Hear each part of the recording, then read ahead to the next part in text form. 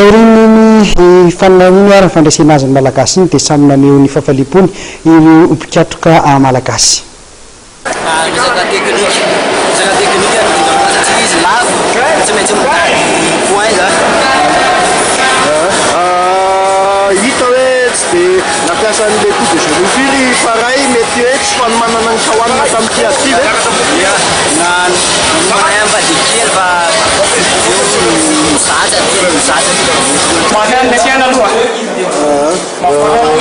manao na fahitanao no avy Muay Thai gasy tokony tsara zany fian'ny teknika tsaratsara tsara le izy ny fanomanako tamin'ny combat iny indrindra moa zany fa tena nisy zavatra dia fahitanazo ana sy tany amin'ny école sous-officier tany Tsirabe aho zany dia nisy ny faharesena betsaka mi zany ny olona ny eritreritra ana fa nokorofoko ary nitaterahako tamin'ny gazety zany tamin'ny herinandro rehetra iny tsy maintsy hiverina ary tsy maintsy andrombaka ny fandresena amin'izay olona fatako fa dia manalaza izy fa dia hitako teo nampanala zany nakorofoko tamin'ny alanikao iny. Nisan'ny hoe sangany ianao amin'ny Muay Thai ny fahitanao ny tontolo Muay Thai malagasy mety ianao ahoana no avy? Ny Muay Thai zany dia anisan'ny tena hijoro ny tenako manomana délégation hitondra ny Muay Thai izy hitako tena marefo dia marefo nefa misy ny mpakafian'izy io eto ary maro ny olona liana amin'ny Muay Thai. Tontolo Muay Thai malagasy moa zany dia hitantsika ny arana hita teo fampitofony Rakoto Jean Stéphane teo amin'ny Bondringy iny ary ny boxe Thai malagasy tsika manana adepte nakamay be dia be tsika fa ny problème zany le rencontre international ohatry reny ary antenena zany amin'ny taona ho avy amin'ny 2015 zany mbola anaomana zavatra bebe tsara lavitra bokon'iny tsika ary ny mino zay fa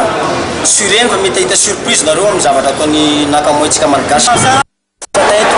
Misy compétition matetika zany dia fa afaka manao combat international koa dia mavita manao an'ireny Thaïlandais reny mihitsy ka afaka manafatsy an'ireny zany tsika hoe tonga eto amintsika. Inona ny tena tombony ho anao tamin'ilay ady farany teo?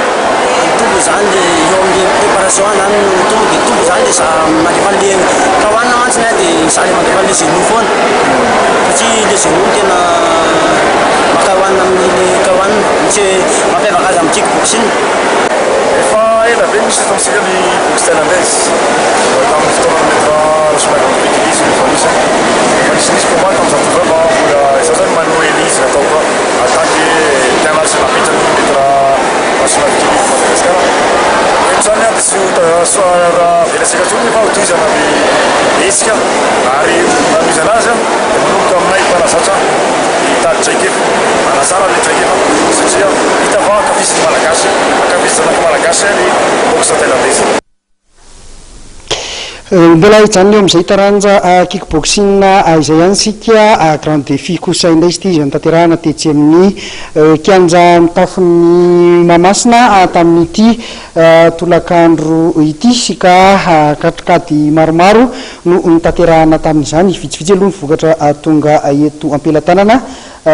isan'izany fandresen'ny Stella avy any Antsirabe nanoloana ny toky avy amin'ny Sazesy Iandra avy eto Antananarivo nandresen'ny Michel avy any Fianaratsoa ary Tsiry avy amin'ny Sazesy nandresen'ny Andry avy any Antsirabe ihany koa. Eo amin'ny latsaky ny 3 kilao kosa ny fedina ceinture dia Ibilisy Menavolo no hiatrika ny lalao famaranana eo amin'izany fedina ny ceinture izany ka reo tempanamaity eo amin'ity